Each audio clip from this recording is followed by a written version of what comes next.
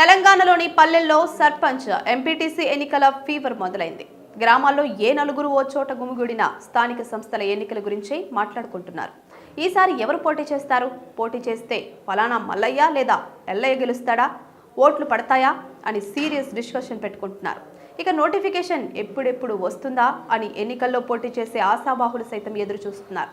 సర్పంచ్గా పోటీ చేయాలనుకుంటున్న వారు గ్రామాల్లోనే మకాం వేసి ప్రజల్ని మచ్చిక చేసుకునేందుకు విశ్వ ప్రయత్నాలు చేస్తున్నారు.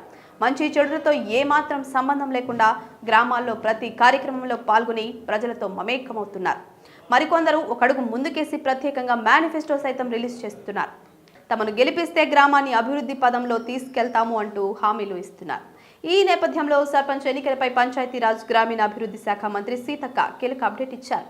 సర్పంచ్ ఎన్నికలను త్వరలోనే నిర్వహిస్తామని మంత్రి సీతక్క వెల్లడించారు. బీసీ కమిషన్ రిపోర్టు దాదాపుగా పూర్తయిందని సీఎం రేవంత్ దావోస్ నుంచి వచ్చాక ఆ రిపోర్టును ఆమోదిస్తారని తెలిపారు. పథకాల లబ్ధిదారులను గ్రామ సభల ద్వారానే ఎంపిక చేస్తున్నామని, 96% గ్రామాల్లో ఈ ప్రక్రియ ప్రశాంతంగా జరుగుతోందని చెప్పారు. అర్హులైన అందరికీ రేషన్ కార్డులు, పథకాలు అందిస్తామని స్పష్టం చేశారు.